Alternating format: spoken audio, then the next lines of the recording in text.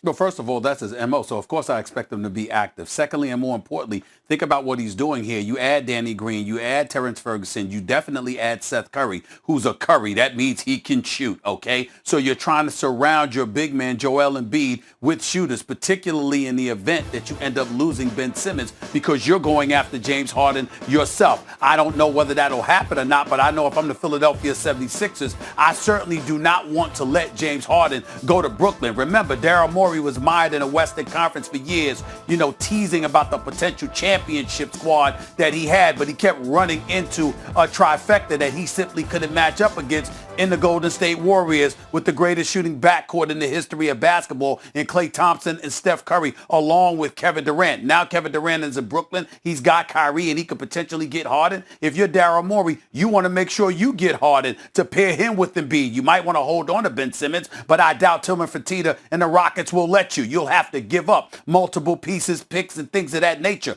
But again, this is Daryl Morey that we're talking about. The man doesn't stand still. He certainly isn't averse to making moves. That has been his history. I don't know if there's anybody in the league that has made more moves than him in the last 12 to 13 years. I think he's like top two in the league in the number of moves. So I think he'll try something. Whether he'll be able to pull it off remains to be seen. But clearly, with what they're doing, they want to surround Joel Embiid with shooters. And I think you know this better than most, Kevin. We love Ben Simmons. He's a star and a stud. But a shooter, he is not. So surround him with guys that can space the floor and shoot. And meanwhile, let's talk about your Knicks. They shed some deals earlier this week. It's been a very good week in New York. Obi Toppin now coming in. Now the Knicks have $35 million in space. What do you expect to see from Leon Rose? Well, I think they're going to go after one or two people. They're certainly going to go after Gordon Hayward. They think he fills all the boxes and he's an ideal fit for them. I'm not sure that's true, particularly since they drafted Obi Toppin and he's box office attraction and he can pretty much play that position, even though Gordon Hayward could play the 2 or the 3 as far as I'm concerned, at least on the offensive side of the floor. But I like Fred VanVleet, and I think that even though you're hearing that he'll probably re-sign and stay in Toronto with the Raptors, even though they'll be playing in Tampa at the beginning of the season, I would love to see the New York Knicks get a point guard, somebody who's a threat to score the ball, who's poised, doesn't fold under pressure, can put up points from the perimeter, and has a championship pedigree. That's Fred VanVleet, not Frank Ntilikina, which is a primary reason why Phil Jackson is no longer an executive in the National Basketball Association, because that was his draft pick. And by the way, he passed up on Donovan Mitchell in order to get that dude. Don't get me started. In the end, what it comes down to is I think you need guard play. I think you need elevated guard play. I know the Knicks like Gordon Hayward.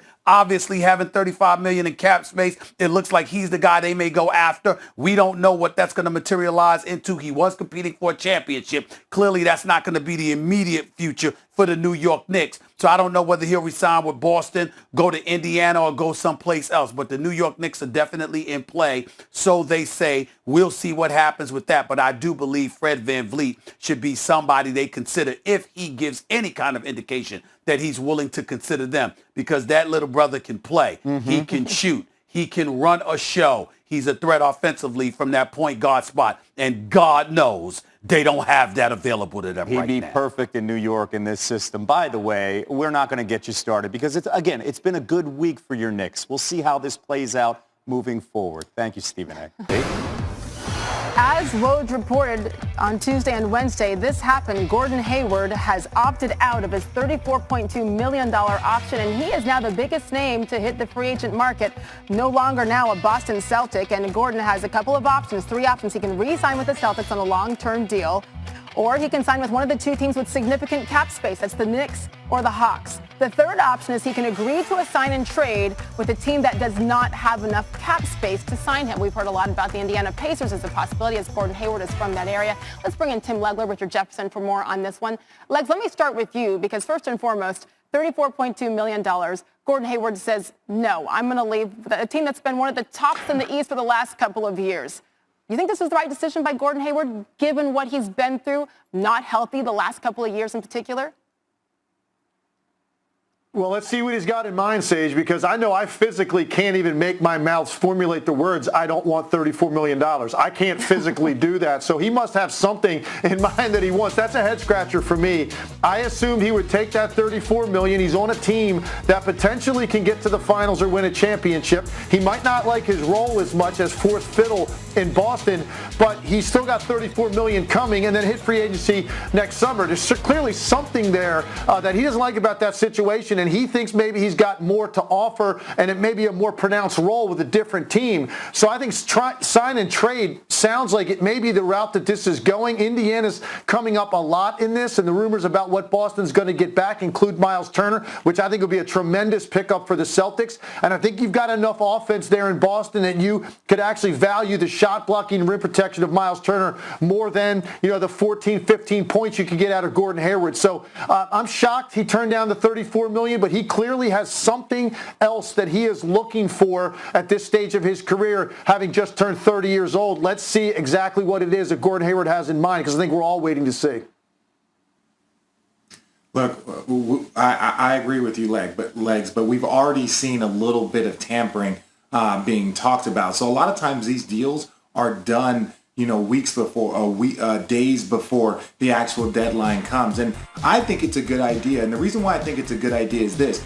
He has had injury issues. So for him being 30 years old, it's better for him to try and find a 3 or 4 year deal. And if the Boston Celtics aren't going to extend him, because that would also mean that he would have to take up that $34 million contract, then he puts himself in a very, very difficult spot, because that's not what Boston wants to do. I think this is the best idea for him. You might not get 34 on the open market, but if you can get 3 or 4 years, I think Gordon Hayward is making the right decision. And if I were the Knicks, because I know Gordon Hayward as an individual and as a competitor, he's the type of guy that you want on your team and in your franchise. So I wouldn't be surprised to see the Knicks make a very, very hard play for him. Yeah, fascinating, because, I mean, who knows? Maybe being that fourth guy in Boston wasn't enough for him. We will see. It's going to be fascinating to see what ends up happening there. Maybe it's New York, maybe it's Atlanta, maybe it's not. But what about the Celtics? And RJ, I'll start with you on this one. So it looks like Hayward could be on the way out. We know Enes Kanter traded away today, going back to Portland.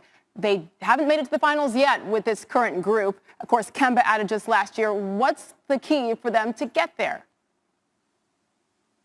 Well, you're going to start to hear a lot of rumors. One thing that no one questions is Danny Ainge and his vision for the Boston Celtics. Look, they made some right decisions in the past year. One of them not bringing back Al Horford for the money that he was going to command. But I still think that they were lacking in size. And I think that lack of size probably is what stopped them from getting to the NBA Finals. Now, look, if you can, one of the potential trades talked about was the Gordon Hayward and getting Miles Turner. Now, I think that makes a lot of sense for Boston, but I don't know how much sense that makes for Indiana. But yeah, if they're able to pull off the Miles Turner and get that size and pair that with Jaylen Brown and Jason Tatum and Kemba Walker, that could be a very, very fierce team going forward. Yeah, I agree with RJ in terms of needing another big, and that's why if something does go down with Indiana and they get Miles Turner back, well, you talk about the perfect fit for what they need, particularly defensively. I just think looking at the Celtics and why, maybe they're not going to miss Gordon Hayward right now. I think Gordon Hayward never really came back comfortable from those injuries. You got to remember, he's entering his fourth